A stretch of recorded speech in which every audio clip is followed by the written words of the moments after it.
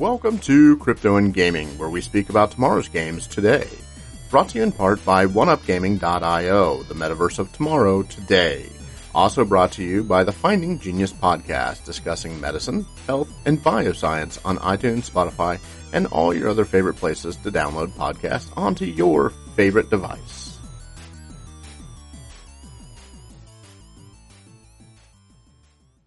Hey all, this is Josh Hale and Jon Bobrow from Move38, and this is Crypto and Gaming, brought to you by OneUp Gaming, and the future of gaming as far as OneUp is concerned is with crypto. And so we're talking about what some people in the gaming market think as far as what the future of gaming is going to be, and does it include the buzzwords of crypto and DeFi and all that jazz. So this is John from Move38. John, what do you think about, the idea of digitization of like board games? I know you did a thing that was like a hex-based game that had little different games on each one of them, and so you kind of were on the cutting edge of physical versus digital. So I'm sure you have some opinions on where gaming's going. Yeah, well, first of all, thanks so much for having me, Josh. It's this is a topic that is something I think about a lot, although I have to say, I'm adjacent to a lot of crypto activity. And so I can talk a bit about that as we get into it. But first, I can share a little bit about kind of my background, just a little bit, so people have a sense with the future of gaming. Yeah, absolutely. You best. So a little bit on me. My background is in design, math, and art, and built interactive museum installations for a number of years. And while doing some research at the Media Lab, built something that the people surrounding me were looking at and going, "Hey, John, those are some pretty cool game pieces you built there. Any chance I can make a game for them?" And so you mentioned that we made these hexagonal games, and the game pieces that I had made, these eventually became what are called Blinks. Blinks were designed as an open source tool for people to create these experiments with emergent behavior and have these hands-on experiences. What it resulted in was something that became a game system that those around me who are game designers started making games for. I contributed to a number of the first games. Now over 70% of the games on our system are designed by game designers that are professionals and amateurs that have joined the Blinks community. So, and like a lot of gaming, it's probably a lot of professional amateurs as well, like me. That's right. There's no way my partner is a dentist, and it's going to take a lot of convincing to call myself a professional anything around. I feel very fortunate to work in games, and it's a blast to work in them. But, when you talk about the future of gaming and where it's headed, I kind of look backwards first to think about what do I care about games and gaming. And growing up, I grew up with game systems like the Atari and Nintendo. And, Coleco. Yeah, totally. And all of these, I feel like it wasn't the earliest of players, right? I went to MIT for grad school where some of the earliest of video games, right, really early stuff was being done. But the stuff I grew up with was a little bit after the Commodore 64. And you had these games that were really abstract, right? Like the graphics weren't anything that, you'd be like, okay, I can tell that that's a human running or this is a car moving, but you wouldn't confuse it for a car. But they all survived on something that was really powerful, which was mechanics, and whether it be really getting these simple pieces of feedback or juicy feedback, but they enhanced gameplay. Like they enabled certain things of gameplay that you couldn't do before video games.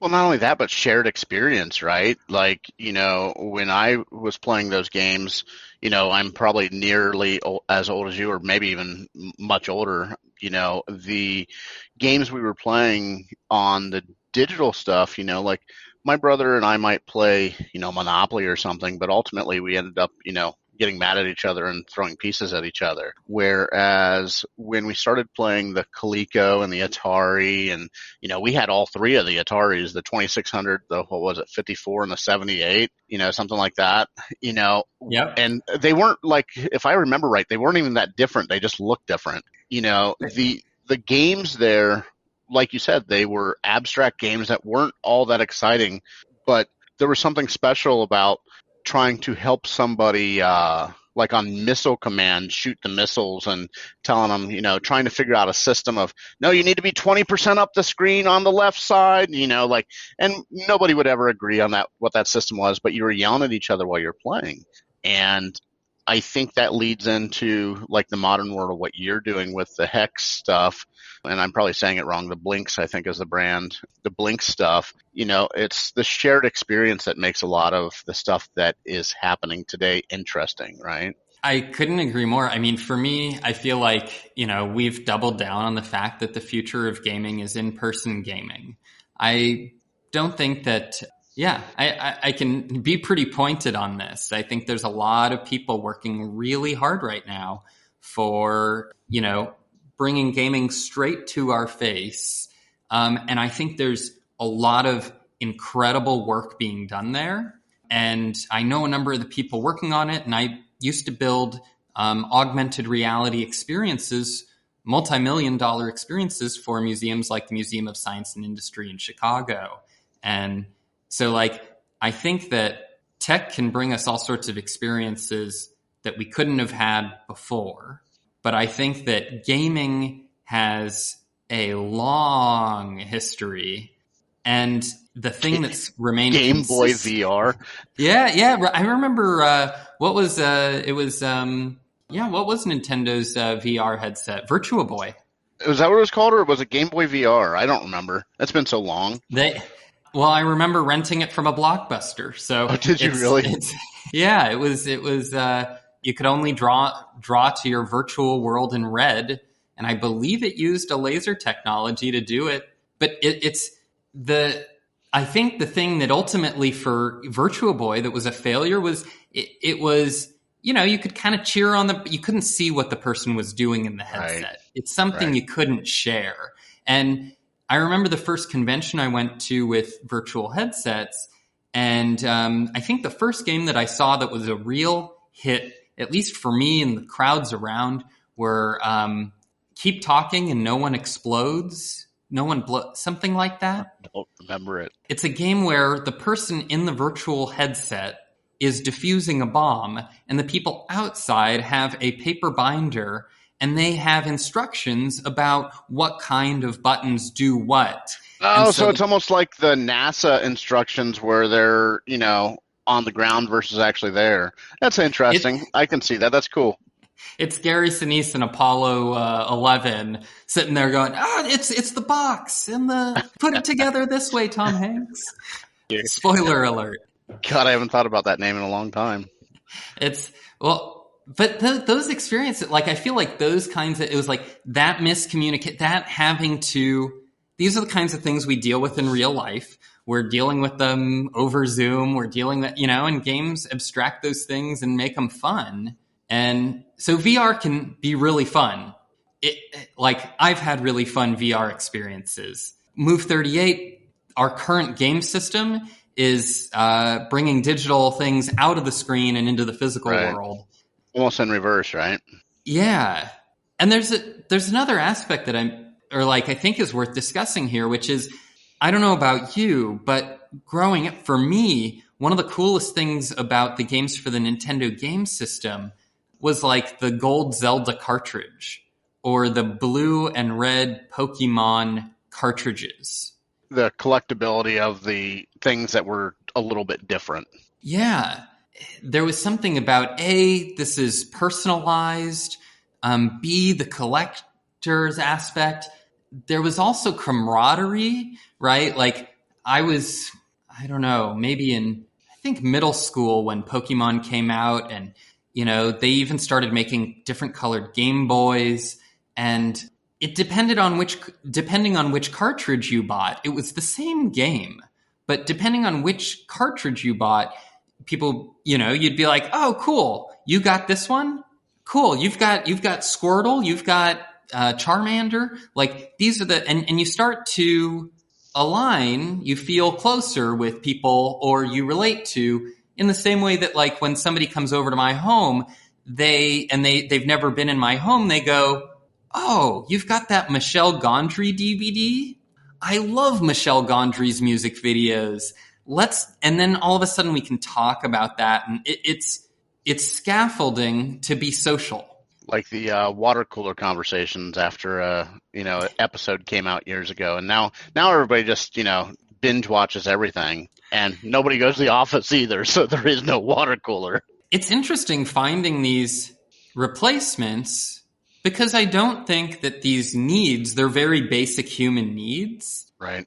But it's not to say that, I think there are a lot of people are trying to build businesses around replacing and finding these alternatives to meet these human needs.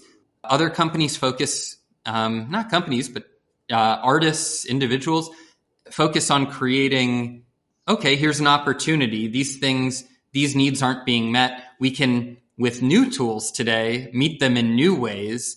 And I don't know, for me, I also feel like it's oftentimes an opportunity to change things that are broken in the past, which I don't know if this is an okay door to open up, but like there's a few things that are, I would say, broken about gaming history that are not, I don't know, they're not always talked about, and they're things that have persisted for a long time. Well, you open the door. What do you got, man? Well, so I guess the first of which I would say is gender equality. So there's a huge skew in the way who content has been created for, who it's been created by, and the voices in gaming. So I would say gender is one, but I can blanket it in diversity as well. So games made by people of color, and there have been some big changes. The indie game scene has made major headway in aspects of this. But so I'd say that's one. So it's one thing that the gaming world and tabletop gaming it's cool. Like attending a PAX Unplugged, which I'm so excited to be attending in, I don't know, it's like a month. It's less, but I'm convention mode, so I'm heading out to convention before then. Then I have another one, and obviously PAX Unplugged. So yeah, starts on the 10th of December. 10th of December, but yeah, and like I think we met at PAX Unplugged a number of years, a couple of years ago. Anymore. It all runs together at some point. If I'm not mistaken, you had like a red mohawk.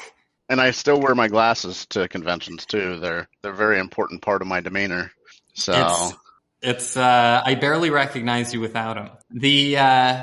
But yeah, like being at the convention, it's really cool. You see a really neat, diverse crowd, and I feel like even sitting in the hallways or things like that, just having a chance to I meet people who are whether it's they got into gaming because of, they have ADHD and they found that they can enter their flow state doing certain aspects of games. Or it's kind of a chicken egg thing though, right? You have this idea of diversity and gender equality and all of those things, but on average, it's almost like, it's very similar to the crypto market. The people that are drawn to that right this second are on average white males, and the Latino guys like me, we're the rarity, right? But ultimately it's still one of those things that you can encourage that stuff, but it's hard to force that stuff. Yeah, I think it's hard to force it for sure, but I think it's, at least from my perspective, I would say it might be less drawn and more have the privilege to follow that interest, or have I think there are more white males that have the societal privilege, or there's many forms of privilege, but yeah, they talk about disposable income and everything else, and those are all very valid points, but it's still hard to get the other folks whoever the other folks are. So I certainly don't have a fix on that. But yeah, I hear what you're saying.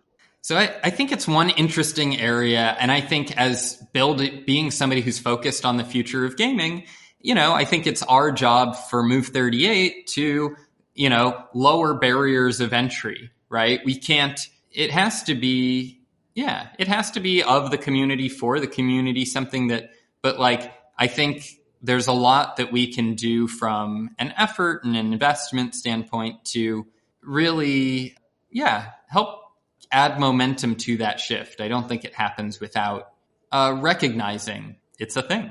I also feel like, I don't know, I have a list of 5 items I realize that are issues with the history of games, but one of them also is it's really traditionally, Kickstarter broke this down a lot, but it's really difficult to get into game making.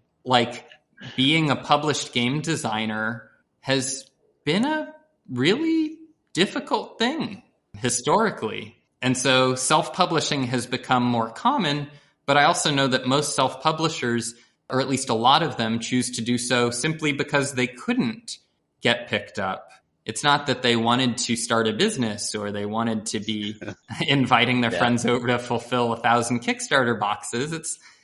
I think a lot of that is because, it's really difficult to get Goliath Games to publish this thing, or, it's whoever so I think that's another aspect that's open for change here. And when you think about crypto, I feel like for me, when I think about crypto, I think about the backbone of crypto, which is blockchain. And that's where I tend to head myself, but I head there myself more because of the idea of verifiable identity. As a lawyer, that's something that's interesting to me, and that's even interesting in gaming, right? You have this entire subset of gaming right now that's heading towards what they're calling the metaverse, and you have avatars and everything else. And the guy who happens to be smoking a cigar with a green mohawk is verifiable to be your buddy Josh, right? And it's verifiable. Why? Because Josh is that guy on the blockchain. You can see who he is. You can see if that's his avatar, and I can verify that wallet because of KYC and AML and all that stuff. And that's incredibly interesting to me as an attorney. Attorneys always like when there's corroboration, verification, things like that, particularly when you have all these things in the blockchain right now with all the ideas of these DAOs and you have rug pulls and everything else. People want to know who they're dealing with. One of the things that people talk about all the time in blockchain space is the contract should be enough. It's not enough. People want to know who they're dealing with, and people want to see that the person they're dealing with is somebody that hasn't, hurt somebody else. And ultimately, that verifiable identity, even if it's a Banksy sort of identity of, this is definitely a Banksy piece of art because of this, this, and this. The same thing goes on blockchain of maybe you don't know it's Bob Jones or, whoever, but ultimately this person is the person that's done these 6 projects and it's verifiable. And that becomes interesting as an attorney. And that's whether it's in the gaming space or the blockchain space, which is what you're talking about, that underlying technology. Yeah. First of all, it's awesome that you're a lawyer. So I feel like you can approach this. I was going to say, one of the things that fascinates me about this is what you're talking about is trust. And I feel like trust in a trustless environment. Yeah. And I don't know. I'm not sure what the Pew data says right now, but my understanding. Oh, and actually real quickly, Josh, just in case, I don't see any wave forms on my name. I'm seeing it on both sides, so you're good. Perfect. So I guess I was just going to say, I haven't looked at the data from Pew on this, but my assumption would be that trust is at least a local minimum right now. Like that, be it COVID, be it world leaders that have, contributed to really extreme polarization. trust is, I imagine, at a pretty big low. And so, yeah, I don't know. I think that mechanisms that allow us to, bring back trust. It's tricky. I'm a weird technologist in the sense that even at Move38, I know there's internal debate about this. I think I'm not sure if I would say that I'm romantic, but I put a lot of value in meat space, and I feel like tools. One of my favorite researchers one of the researchers at MIT whose work and publications I really love wrote a piece about the bicycle being one of the most magnificent pieces of technology because it is such a direct correlation to it doesn't work without human power, but it amplifies. It's an amplifier for human power. Interesting. I never thought about that before. That's cool. And I feel like similarly, it's a great approach to any form of technology from a human perspective, which is how does this amplify our abilities? And so I do think that blockchain has the ability to amplify our trust.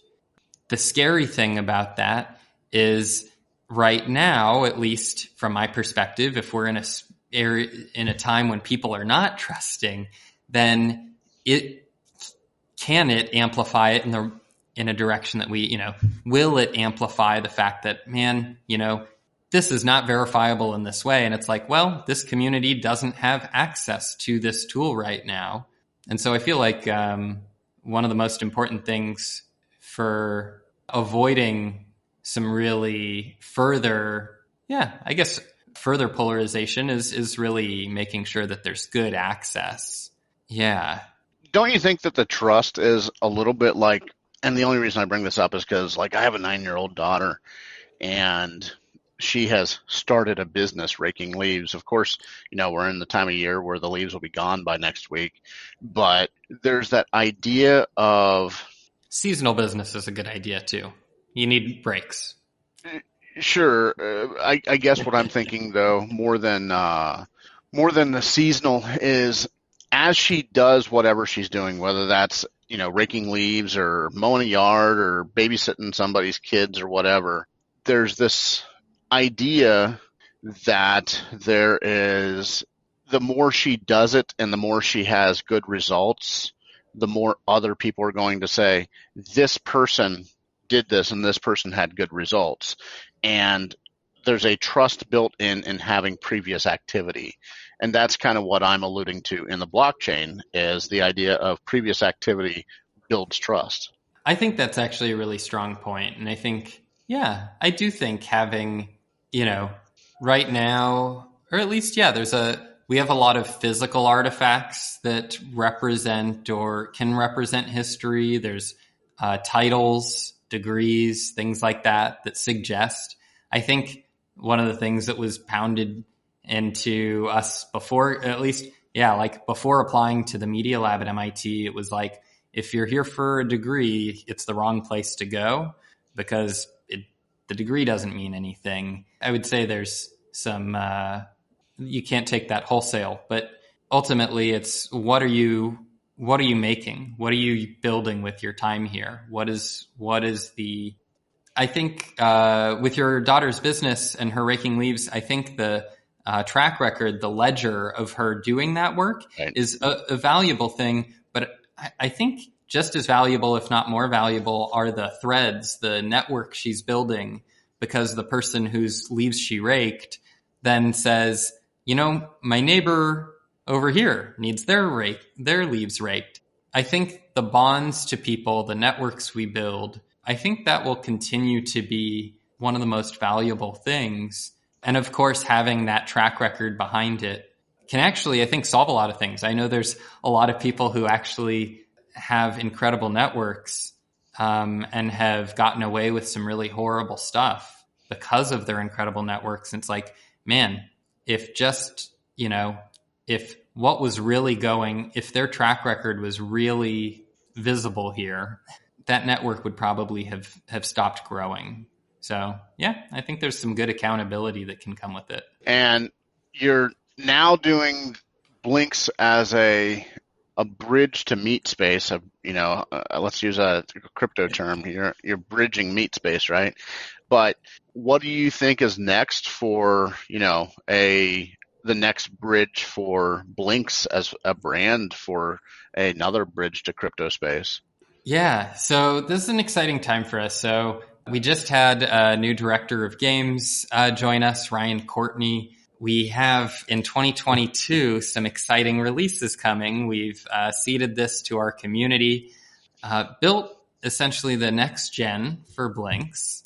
And we've also designed an app that allows people to publish games, browse games, navigate games, not by requiring physical shipments, but being able to access them as easily as we expect to access digital games. So I'm really excited to announce more about that. But I guess when you say the future of games, I feel like leaning into the aspects of in-person and the ways that that can be enhanced digitally, I'm really curious. So every single Blink that's shipped has a unique ID in it. Something that I'm interested in as well. We're in our R&D phases. We're going to be doing a beta, a limited release beta. We actually sent out a survey a few weeks ago and had, within 24 hours, over 500 responses and people signing up to beta test a new Blink with NFC embedded in it. And so it has the ability to communicate with the phone. And, we've been dropping new games with things like holographic labels and limited edition.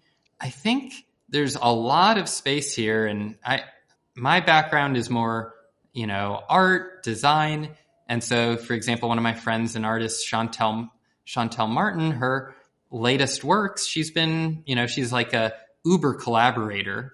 And her latest works, she's been releasing NFTs.